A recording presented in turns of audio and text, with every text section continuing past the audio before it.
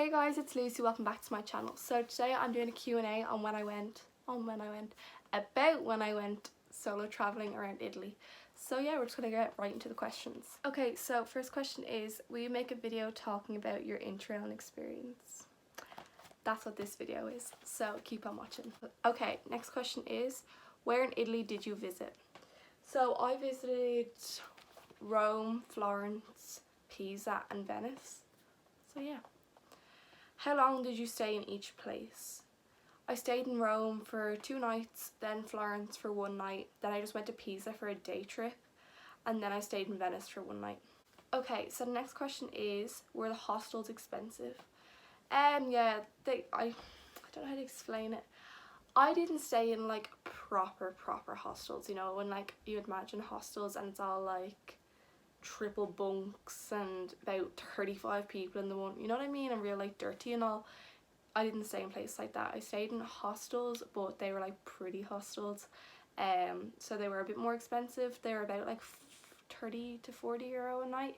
I stayed in a nice place in Rome and I stayed in a nice place in Venice, but in Florence I kind of just stayed in a proper hostel. Kind of was like a proper hostel. But it was still only 4 of us in the room, so it's fine. But yeah, it's much cheaper if you don't go on a midterm break, which I did. That's why it was more expensive. So around now they're between 15 to 25 euro, which is so good. Okay, so the next question is, what did you think of the hostels you stayed in? Okay, so I'm just gonna go through them. So the first hostel I stayed in was the Yellow in Rome. I stayed there for 2 nights and it was absolutely beautiful. Like, I'd recommend it so much. The rooms were gorgeous. I booked in a, because obviously I stayed in all female rooms because I just wouldn't be comfortable staying in a mixed dorm. So it was, I booked a 6-bedroom, like a 6-bed. But when I got there I got upgraded to a 4-bed, which I was so happy about. The rooms were really nice and modern, and we had our own bathroom in our room, you get me, so we didn't have to keep going outside to like the shared bathroom or anything, which was really handy. It was so pretty, had like bars, hairdressers, a garden, a chill room, a kitchen. It was just amazing, and the staff was so nice. So I'd really recommend staying there. And it's only like a 4-minute walk from the train station, like is it Roma Termini, I think it's called? Yeah, it's only like a 4-minute walk, so you're so close to everything. So the hostel I stayed in Florence was a bit more on the cheaper side. It was a good bit away from everything, probably like a 25-30 minute walk into like the town. It was still nice though. It was a 4-bed, and you got all you can eat like at dinner time and breakfast. It wasn't that much of a selection, but still food, like free food, like pasta and all they made, which I think was really good to be included in the price. And yeah, I slept good enough, like it was nice. Then Venice. I don't know really what I thought of Venice. Like, the hostel was pretty and all, but I don't know, I just feel like they're a bit of money grabbers there. The hostel I stayed in was the most expensive out of all 3, and it was probably my least favourite out of all 3. It was like 45 euro for 1 night, but you had to pay for everything extra. So if you wanted a towel, it was an extra like 8 or 9 euro, and just everything you had to pay for, absolutely everything. And like the breakfast was like 15 euro, and all you got was like a tiny piece of bread, like an egg that's already cooked, like, you know, the ones you peel yourself kind of, and then like granola for 15 euro, an orange juice, sorry, for 15 euro. But they scam me at the front desk being like, oh, like it's usually 15, but if you pay 5 euro now you can get it. And I was like, yeah, that's good, because when I think of an all you can eat breakfast, like a buffet, I think of like loads of food, but no, they didn't.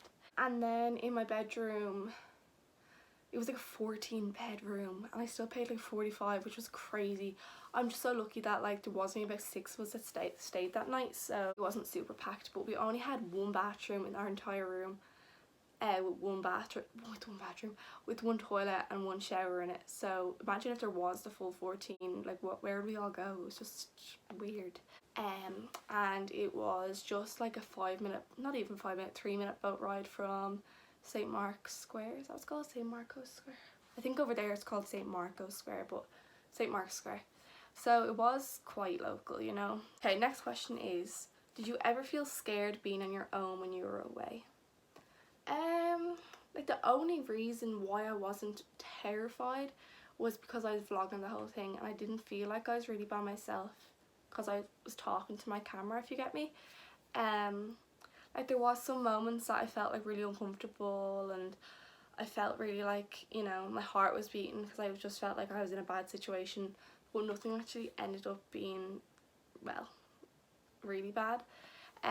For instance, like, I'm sure if you've seen my videos, and if you follow me on Instagram, I always wear my Lucy gold chain, and I thought nothing of it wearing it over there, but like every single man that I'd walk past, I'd be like, "Hi Lucy," and I'm just like, oh my fucking god, like I didn't want them to know my name, but I'd always wear it over in Ireland, like my Lucy necklace, and no one ever says my name like being weird or creepy, but like every single person that would look at me would say my name. It was just so creepy. So after the first day I didn't wear it for the rest of the trip. It just made me really uncomfortable, and it's like my favourite necklace as well. So the next story that I was like kind of scared, well I actually was really scared, was I was coming from the Coliseum back to my hostel, and it was like 40-minute walk, but Google like Maps brought me like probably a 30-minute walk away. It wasn't the way that I'd came, so it was a different way, but obviously they gave me the shortest route, and I thought nothing of it. I was just walking through this big park that has like a big drive through it, and thought nothing of it, and there was just like homeless people everywhere, and I'm only saying they're homeless because they had like tents and like, you know, setups, you know, around the place, and I just felt like there was just so many people there, and they were all whispering, and like loads of men. There was no women and children, there was just men, like middle-aged 40-year-old men. They were all whispering, and like, I don't know, I was just really uncomfortable.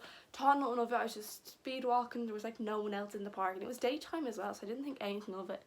And I was just walking through, and this man looked at me and was whispering to his friend, and then he like crossed the road over to my side and started following me, like really really fast, was like proper following me, and I started speed walking, and like every time I'd cross the road he'd cross the road, and I just started feeling really weird, so I rang my mum, and I didn't want my mum to freak out or anything, so I was like, hey, like whenever I'm walking home through like a scary part of like my walk home, like I always ring my mum, be like, I'm just going past this, but I just want to ring you. But I rang her and I was like, hi, how are you? And I was just trying to make conversation so quickly, so he'd be like, oh shit, she's on the phone, you know what I mean? And I was like, yeah, I'm nearly there, and I kept like making it obvious that I was looking at him. I kept turning around, proper staring him up and down, so he knew, like, I know what you look like, and I'm on the phone, for all you know I could be describing what you look like. And then I just sped up really fast, and then I got to like the busy street and he just disappeared, and I was like, oh my god. But sometimes Google Maps isn't the way to go, because yeah, it brings you the fastest route, but you don't know where you're going through. Like I went through like a scary little forest. But yeah, I definitely stick to main roads 100%. Like I know that's not that big of a deal, but still it could have ended badly, you get me? If that was at night time and my phone was dead, I probably would have fucking shit myself. So yeah. Next question is, would you recommend going to Italy, and what are the best places to see? Yeah, of course, I'd so recommend going to Italy. It's absolutely beautiful. See, I don't think, if you're not that into like art and museums and architecture and all, it might not be the place that I'd like recommend you to go, like top of the list, you get me? Looking back, I would have liked to do more research on like museums and all, just to see where I would have liked to go, but yeah. The best place to see in Italy, so obviously a must see in Italy is the Colosseum. Looking back, I actually wish I didn't go, simply because then I would have been able to go to Pompeii. I was in line for the Colosseum for 4 hours.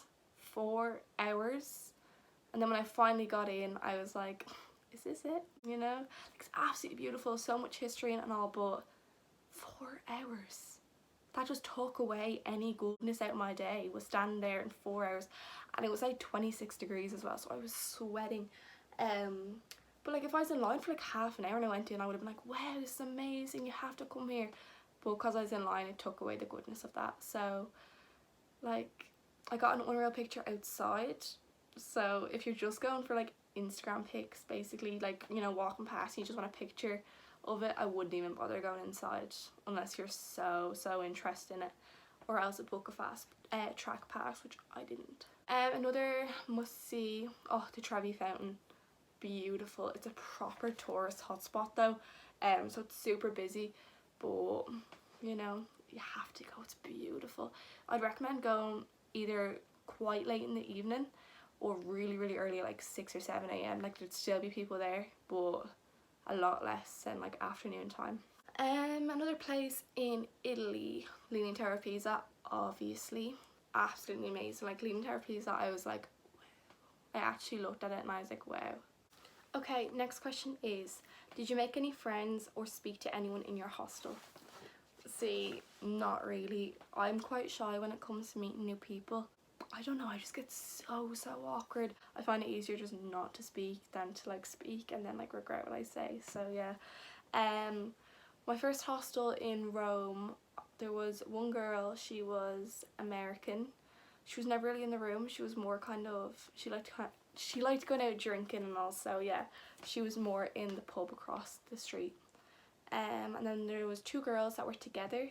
They were, I think, either Spanish or like Latino or something. I asked them, were they from Spain, and they said no, but they were like, I could hear them say Spanish words that I'd recognise to each other. So they were from somewhere that speaks Spanish but not Spain, so I don't know. And then in my Florence hostel, no, I didn't. I don't know, it was kind of, I got really bad vibes kind of from the people in my room. They weren't like mean or anything, I just didn't get like welcoming vibes. Oh, then on my way from Pisa back to Florence, my phone was dead and I met the most loveliest girl ever. Her name her name is Rebecca. We followed each other on Instagram and all. We were talking to each other for literally like an hour and a half. She was so lovely and she made me so much more relaxed, even though I was freaking out about my phone being dead. And she like looked up directions and offered me to get from the train station back to my hostel, so she was absolutely lovely. Next question is, did you bring a suitcase or a backpack? I brought a backpack, but it's not like a proper size backpack. I have it here somewhere. I brought this, it's kind of like a school bag, but it's more supportive and bigger obviously, and the straps are like squishy and they were so comfy and it held so much. That's just from the brand Proforce. Okay, so next question is, how did you handle the airport? I hate the airport with a passion. See, I'm like that weird person that actually loves the airport and finds it super relaxing. I love being early, I am like that. So I always have enough time. I never do be stressed in the airport, so I literally just have my bag and go through all security and all, and then just get food or Costa or Starbucks or whatever's there and just sit there and read my book or edit. That's kind of it, and then I just slowly walk to my gate. I don't stress whatsoever. So if you hate the airport with a passion, maybe try going like an hour or so earlier, just so you've no reason to panic or anything. Next question was, how is flying solo? Again, I quite like the airport and all. The flying bit, I do get really nervous on flights. It's weird to say, but when it comes to airplanes, I'm not afraid of dying. Well, obviously I'm afraid of dying, but like, I always prepare myself that like this could be my last time I fly.